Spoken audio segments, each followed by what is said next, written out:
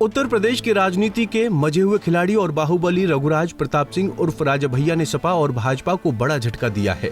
सियासी चौसर पर सधी हुई चाल चलकर कौशाम्बी और प्रतापगढ़ लोकसभा सीट पर कुंडा निर्दलीय विधायक ने किसी दल का समर्थन नहीं करने का ऐलान किया है। राजा भैया ने समर्थकों से अपनी पसंद के प्रत्याशी को वोट देने की बात कही है। इस घोषणा से राजा भैया ने लोकसभा चुनाव से खुद को पूरी तरह अलग भी कर लिया है, जिससे भाजपा के नेता सकते में हैं और सियासी जानकार हैरान हैं। सभी सम्मानित समर्थकों कार्यकर्ताओं से राय के बाद ये निर्णय लिया गया कि जनसत्ता दल का कोई अधिकृत प्रत्याशी कौशाम्बी और प्रतापगढ़ लोकसभा में नहीं लड़ रहा है। ऐसी स्थिति में और किसी से अलायंस भी नहीं हुआ है, तो ऐसी स्थिति में सभी सम्मानित मतदाता उनकी जहां इच्छा हो, जिस भी दल को, जिस भी प्रत्याशी को वो मतदान करना चाहें, अपना आशीर्वाद देना चाहें, वो जाकर के आपसे मिलने आए थे भैया? दोनों प्रत्याशी मिलने आए थे, सपा के भी और भाजपा के भी। थैंक यू भैया। आपको बता दें कि मंगलवार को कौशाम्बी से भाजपा प्रत्याशी विनोद सोनकर और सपा उम्मीदवार पुष्पेंद्र सरोज ने राजा भैया से मुलाकात की थी। दोनों उम्मीदवार पार्टी नेताओं के साथ उनके बेती स्थित आवास पर मुलाकात करने पहुंचे थे। इस दौरान दोनों प्रत्याशियों ने मिलकर कुंडा विधायक से चुनाव में समर्थन मांगा था।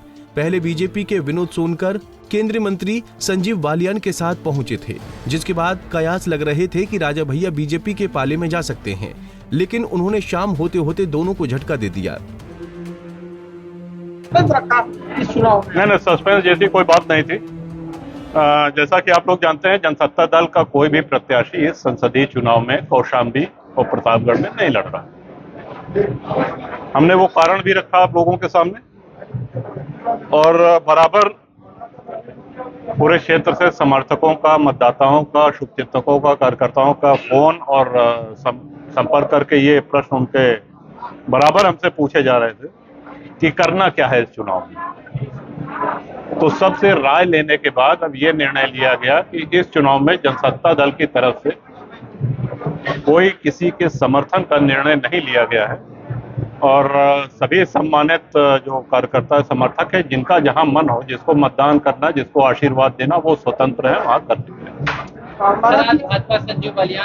गौरतलब है कि कौशाम्बी संसदीय क्षेत्र एससी वर्ग के लिए आरक्षित है। साल 2008 में परिसीमन के बाद ये लोकसभा सीट अस्तित्व में आई थी। कौशाम्बी और प्रतापगढ़ दो जिलों की 5 विधानसभा सीटों को मिलाकर बनाई गई है, जिसमें कौशाम्बी जिले की 3, सिराथू, मजनपुर सुरक्षित और चायल सीट आती है। वहीं प्रतापगढ़ की 2 कुंडा और बाबागंज सुरक्षित विधानसभा सीट इसका हिस्सा है। प्रतापगढ़ की दोनों विधानसभा सीटों पर राजा भैया की पार्टी जनसत्ता दल का कब्जा है और कुंडा से वो खुद विधायक हैं।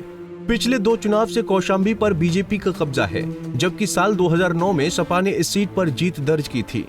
दरअसल निर्दलीय विधायक रघुराज प्रताप सिंह उर्फ राजा भैया की सपा और भाजपा दोनों से ही दलों से नजदीकी रही है। जहां वो यूपी में राजनाथ सिंह की भाजपा सरकार में मंत्री रहे, वहीं सपा की सरकार में भी उनको काबीना मंत्री का ओहदा मिला था।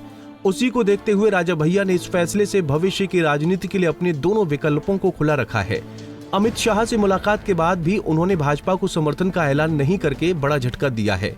हालांकि झटका सपा को भी लगा है, लेकिन फिलहाल बने सियासी माहौल में सपा को राजा भैया का समर्थन मिलने की संभावना कम और बीजेपी को अधिक थी। इसीलिए राजा भैया के ऐलान को बीजेपी के लिए नुकसान के तौर पर देखा जा रहा है। Bureau report, Punjab Kesari TV. हमसे जुड़े रहने के लिए हमारे YouTube चैनल को सब्सक्राइब करें और नई वीडियो की नोटिफिकेशन के लिए बेल आइकॉन को दबाएं।